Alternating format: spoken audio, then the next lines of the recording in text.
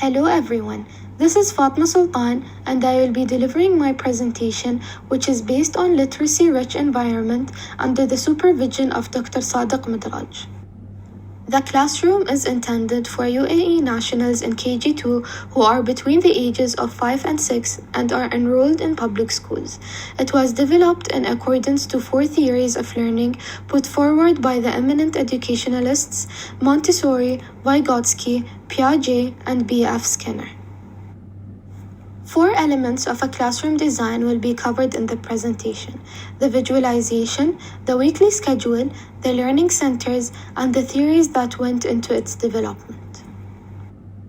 The classroom layout is not merely a question of moving seats. Rather, it involves strategically moving a classroom in order to achieve certain goals.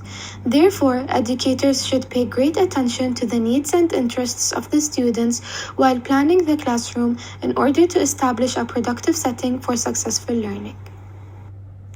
The design of the classroom, which is presented, was based on several educational theories in order to ensure optimal learning.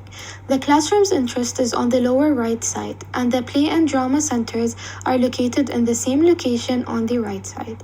The art room has a white table for children to work on, and the sink is situated in the corner where it takes place on the upper right corner of the class. The door that leads to the students' outside playing area is located nearby the art center. Further, the huge carpet for circle time would be lying in the middle of the classroom, and the smart board will be affixed to the whiteboard in the same location but on the wall.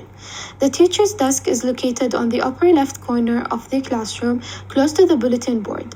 Moving on, the literacy center and technology center are placed side to side near the teacher's desk. The reading center would be designated for the lower left corner of the room. Finally, the writing, sensory, math, and science centers would be in the center of the classroom. The listed schedule is the weekly plan for KG2 children based on the classes they attend. However, the weekly schedule supplied is a realistic timetable for a Thuraya school.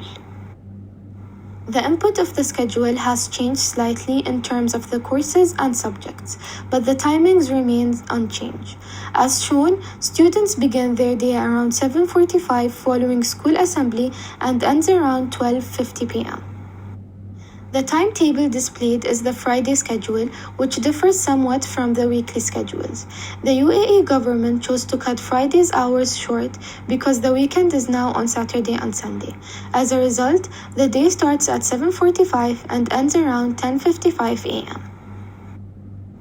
Learning centers are places designated in the classroom for various courses and materials, as these centers enable kids to feel pleased and engaged in learning. The major goal of these centers is to improve student learning and have them apply what they have learned. The circle time area of the classroom is designated for whole class discussions and meetings. However, the station may be utilized throughout the day for conversations, presentations, or demonstrations. The reading center is a distinct section in the classroom where children are able to read books. They may choose where they wish to sit, but the reading area is intended to help kids improve their reading abilities. It can also be utilized as the author's chair or read aloud activities. The majority of the Math Center activities will focus on problem solving and critical thinking to improve not just students' arithmetic abilities, but also their ability to build skills that are useful in other subject areas. Similarly, the majority of the Scientific Center's activities will involve exercises that improve various areas of other courses like arithmetic and reading. In addition, the Scientific Center activities would feature experiments, excursions, and investigations to aid children in understanding science concepts. Using technology in the classroom will improve virtual reality and improve learning and cooperation. Incorporating this center in the classroom would make it easier for instructors to differentiate instruction and employ technology, which are 2 other key requirements. There is a free play space in the classroom where students can select from a variety of games. Additionally, a dramatic play center is also incorporated to help kids learn more vocabulary and enhance their reading, writing, and language abilities. The activities offered in the art area include painting and sketching exercises that aid students in expressing their emotions, as they will frequently create informally or abstractly while also depicting concepts they have learned. The Writing Center will mainly include simple writing activities, as at the KG2 level, students are not expected to write long sentences or to be accurately writing. Therefore, those activities would be something like word match, tracing worksheets, or as simple as name writing. The instructor will employ a range of play-based activities at the Literacy Center to help students improve their literacy. Because kids are starting to learn letters at this level, these exercises improve phonological awareness because it's important for them to be comfortable with these techniques in order to advance to higher level abilities like reading and writing. Given that it focused on education, my classroom design may integrate a number of theories.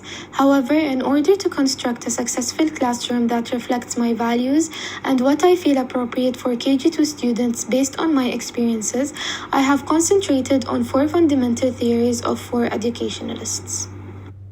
Starting off, Montessori environments enable children's learning to facilitate the development of functional independence, enhance social development, and provide opportunities for imaginative discovery, leading to confident and creative self-expression. Therefore, I have included both play and drama centers in my classrooms to follow the Montessori philosophy and enhance students' learning within play. And according to Vygotsky, children acquire their cultural values, beliefs, and problem-solving techniques via cooperative conversations with more experienced members of the society. As a result, I've included a number of stations in my classroom that promote teamwork and group projects to improve students' social skills.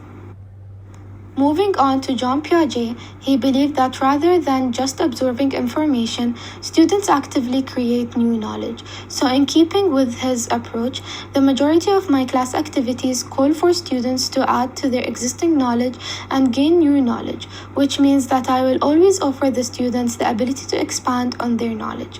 And lastly, according to Skinner, a person is first exposed to a stimulus, which generates a reaction, and response is then reinforced.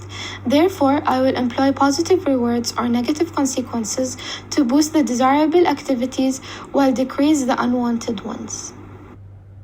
I have now reached to the end of my presentation. Thank you for listening, and please feel free to ask any questions.